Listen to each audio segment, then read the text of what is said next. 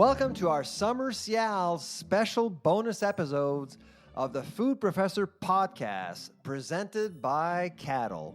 As the official podcast for the SIAL Food Innovation Show this year in Montreal, Sylvain and I had the opportunity to interview the leading thought leaders, brands, and makers in the food industry. As the saying goes, these are their stories.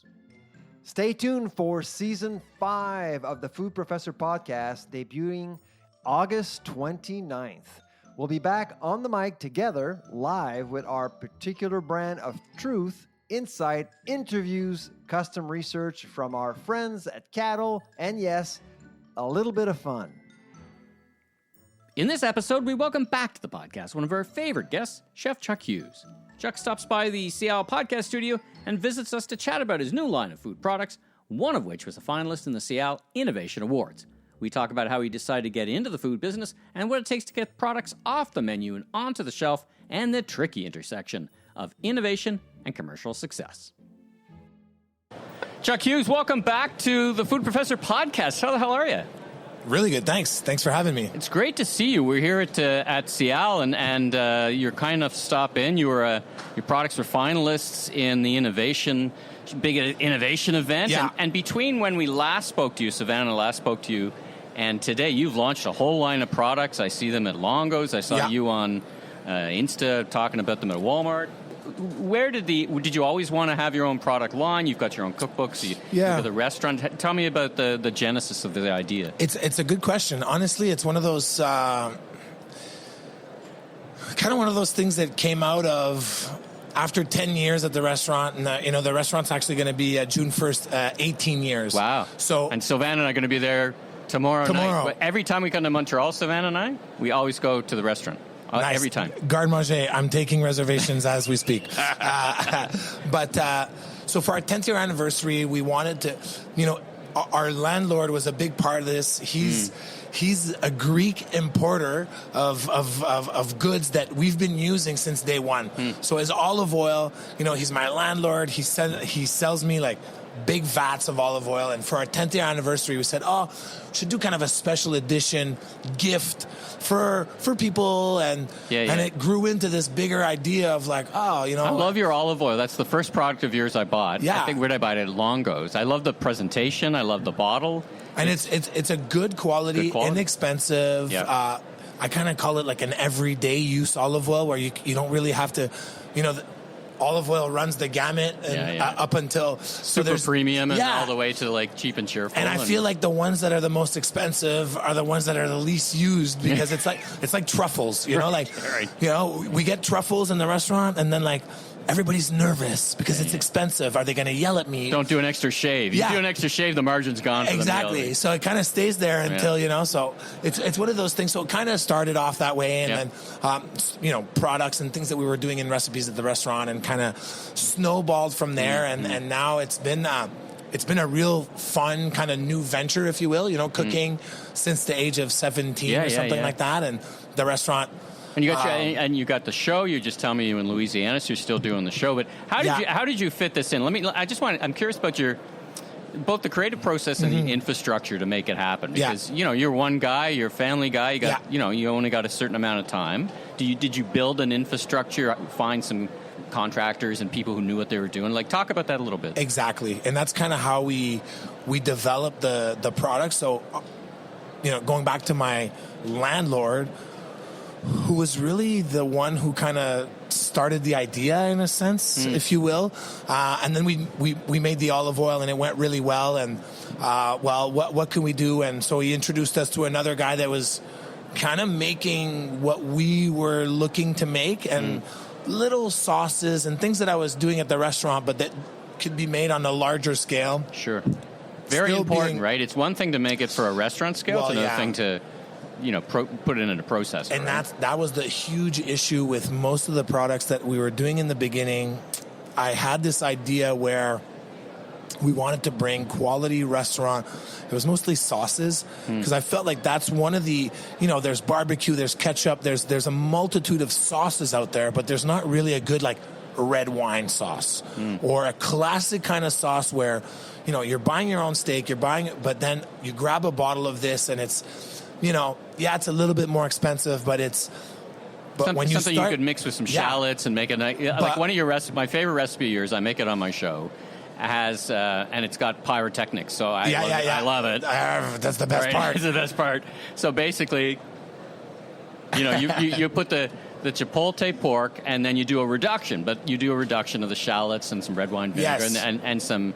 I used butter tart vodka when I did it because I had this bottle and it was amazing, fantastic, right? So you're right. You're filling a gap where you've got restaurant quality stuff that's available to the the average Canadian, right? So we went down that path initially, and we realized that anybody we wanted to work with, you realize, okay, well, in a restaurant, I'm kind of passing on the cost to the customer, and they're coming for an experience, so they're willing to pay for it. Right. But what happened was, well, it was like $22 a bottle, and nobody's going to buy that. And so what can we do? And unfortunately, like sauces, stocks, all these the basis of cooking, you can't cheat. So there's no way to cheat around it. No shortcuts. Exactly. And we always ended up saying, okay, well, we have to compromise. And I guess that's what happens with like companies that are just starting out. You learn along the way. And that's what happened with us. And we said, okay, well, this is not really going to work because it's not what we want to do. And so we kind of went down the line and said, like, hey, how about these, it's not necessarily the most, I'm happy we were in the one of the finalists for the innovation because it's really here in Quebec not an innovation, but to put them all together is kind of an innovation. Yeah. Mustard coleslaw, by the way. I'm holding a picture. Yeah, of this so the mustard coleslaw here in Quebec, hot dog culture.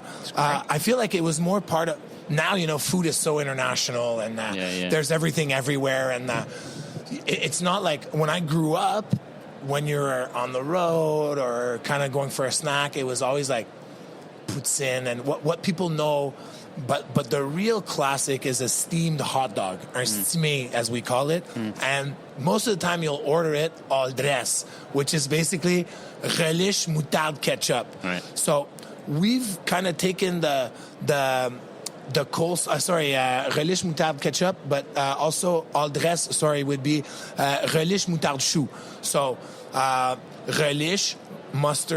relish, mustard, and cabbage. So it's kind of a classic, but what I've done is I've literally put them all together in an easy to serve, and so and accessible, right? Accessible at a price point that's with ingredients from here, and that's what I'm just talking to my co-packer Lino, just because obviously everybody's here, right? This is the big show, and we're talking, and I said, so how's it going? He goes, well, I know that this time of year it's always, because he's still one of those businesses that they got into growing vegetables and then realized, like, hey, we have this surplus of vegetables. What can we do? Right. And so right now, today was cauliflower.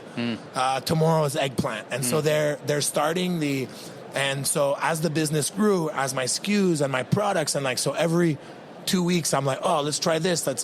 How many SKUs do you have now? I think I see like 10. Yeah, probably something 10 or 13. I have I have the initial one where this is one of these things that at the restaurant we used to make. Antipasto. Like the giardiniere, the classic Italian pickled vegetables, and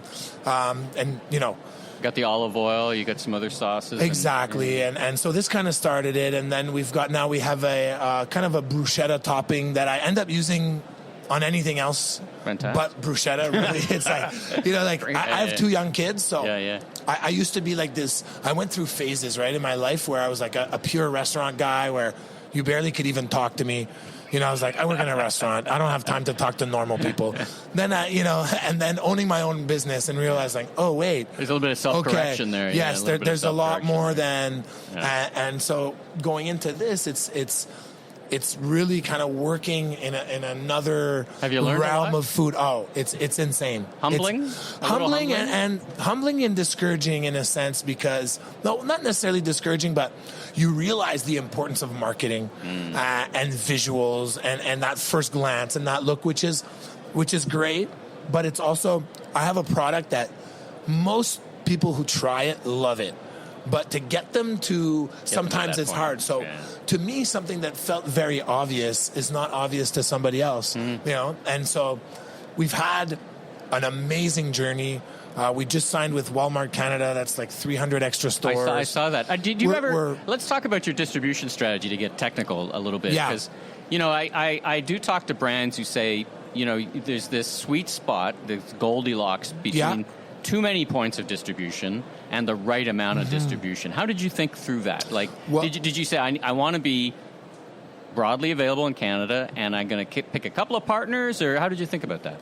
It's funny because at first, obviously, it was our new business, new venture. I'm a restaurant. We have a small team. Right. Who took the call and took the meeting, right? So you got to start somewhere, right? Kind of. And so, we started kind of grassroots here in Montreal, small independent places. It kind of got a little bit of traction, and it's a funny thing because I'm from here. I'm pretty well known, but I'm also well known in the rest of Canada. Sure. I've had some US media work and that I did in the past, but I always one of the only winners back. Of the Iron Chef, right? That gave you some views, right? I still had it back in the day. I still had it. I bet you still have it today. But like that my US is where I was at a point where I was still. I mean, it's not like I'm that old, but I'm a lot older than I was then. Yeah. And I was new to the Food Network in the US. It was all bright and shiny and hotels and events, and I didn't have kids, and my restaurant at that point was semi-established. After 5 or 6 years, I was allowed to allow myself to kind of do other stuff, and I sort of got caught up in this, I guess, this wave of little successes that really brought me other places, and realized that I don't know if I really want to sacrifice my lifestyle, playing hockey once in a while. And so I realized it was too much, and it seemed like it was so amazing.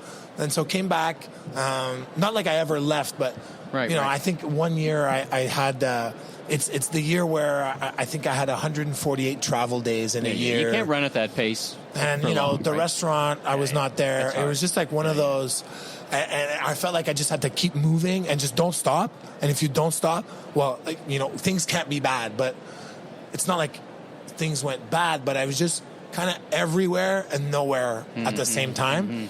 And so with the products and refocusing a little bit and working on... now my kids are 7 and 10. Anybody who's worked in the restaurant business or really any business for that matter that's really kind of involved and hands-on, you're going to miss a lot. So I honestly, I wasn't really willing to miss too much. I've got a great work-life balance in the sense that, still work a lot. I'm still all over, but I'm still there, and I can kind of be part of my kids' lives. And, things have changed a lot since my parents' generation and my generation. No kidding, right? Last question for you. So, last year's winner of the Innovation Award was out of business in 6 months. No, what was the? I don't even know what it was. A great product, ticked all the boxes. It was called Millennial Tea. It's she was super smart entrepreneur. They went to Sri Lanka. They picked tea, froze it into cubes. Had all this. Pop it in your smoothie. Do all these things. And it ticked all the boxes, right? Innovative, obviously. Yeah. Food innovation is hard, and it's hard to kind of sometimes, be successful because so many people are trying it. What do you think is the secret sauce to winning? You got a sense of it today. Yeah. Is it the insights that were honed as a restaurateur? I got to think that's got to help. But you think that's the secret sauce? You mentioned marketing. What do you think makes us successful as an innovator? That's a good question. And, before even showing up today, I never would have thought this was innovative product. You know what I mean? It's a funny thing to think about, but... I think my fear sometimes, and I've seen this many times, a product is so innovative, people can't figure out what to do with it. Grocers can't figure out where to put it. So you're carrying a lot of water because you got to educate people as to what the product is. Yes. So I think there's this spectrum where if you're not enough innovative, you're like, yeah, there's too much substitution or it just doesn't get any attention. That feels like what you're trying to do, kind of walk that. I mean, olive oil isn't particularly innovative. No. I like your presentation, and you build on your brand kind of thing. Is that how you're thinking about it? Yeah, I mean, for me, the honest truth is as much as I've worked in the food industry my whole life, really, and it's to this day, I still love it. Yep. My tastes are still pretty, not basic, but I go back to the same flavors that I like, and there's certain, like, there's too much choice now in life, I find, and they called it the tyranny of choice. So it's just there's it's a bit overwhelming, right? I find I can't choose. So you know what? I don't choose. I'm so overwhelmed sometimes looking at condiment shelves. Exactly. I'm like, I'm just gonna move on. Right? So I think my initial, you can't get around without having just a good product. I think that's the base. Right. The base of anything. It needs to be really, in essence, a good product, and that's when people try it. I've, like I said, 10 or 13 little jars like that, spicy, mild, a whole bunch. Everybody has their favorite. People will, but yet the flavors are very familiar. Nothing really out of this world, but it's a product can be used on really anything. Can kind of. It's like I say about Americans say about Canadians, familiar but somehow different. There you go. For I don't know how many years I cooked and never asked one question. I was a line cook. I would show up at 1 p.m. I would leave at 1 a.m. And I would do that, and I did that for 15 years. Never really asked any questions. Never really thought about anything else but going to work and cooking and getting, a meager paycheck. And maybe a family meal if things worked out right. I literally had no. In a time where working in kitchens wasn't the nicest, rosiest place on earth, weirdly enough, I was the happiest guy that you could have ever seen. And I had no idea that, life could be better than that. And I think it's when I opened my restaurant, and, I quit drinking 17 years ago too, which kind of opened my eyes to other things in life. And so, I think my whole experience in life kind of is into these products in a sense that I've used a lot of the knowledge and the things that I know, but what I base it on the most is, yes, you need good marketing. Yes, you need good branding. Yes, you need to work hard. Yes, you need to have the right people, but that initial bite. And it's kind of what got me into cooking, and still to this day, our restaurant is an open kitchen, and somebody who enjoys a meal and who has a genuine ooh, this is good, is still the best paycheck to me personally in this world. I'm not saying I don't want money. I'll take the money. We'll take that. But like they say, money doesn't buy happiness. It allows you to do great things, but the real things that make you tick and that make you want to keep going and do this. Because as everybody knows, the business of restaurants and food has gone up and down. Tough. You know what I mean? You know what David Lee Roth said about money? It allows you to bring your boat right up alongside of happiness. That's what David Lee Roth said. There you go. That's a good one. Words of wisdom from Van Halen. So we'll take that and to the bank. Well, listen, Chuck, it's such a treat to spend a bit more time with you. I'll put a link in the show notes to our first interview, which tells your life story. And congratulations on your success. It takes a lot to get these products out, get them on the shelf, and be successful. So congratulations. I appreciate it, and same to you. Well, thank you. Thank you. Yeah, I mean, this is not being filmed, is it? This is not being filmed. Because now podcasts are, TV on the radio kind of vibe. But we are in a prominent space here at SIAL. Yeah, we're very thankful. We communicated by email very loosely, and you said, you'll be able to find me. To which I said, well, there's a lot of stuff going on. Place. I might not be able to. Yeah. I was able to find you. This is pretty amazing. So thank you. Well, I'm happy you did, and thanks again for joining me on the mic. Cheers. All right. Thanks for tuning in to our summer SIAL bonus interview series. Michael and I will be back live on the microphone together in late August. I'm the food professor, Sylvain Charlebois. And I'm Michael LeBlanc, media entrepreneur, consumer growth consultant, and keynote speaker. Safe travels, everyone. See you back in August. Take care.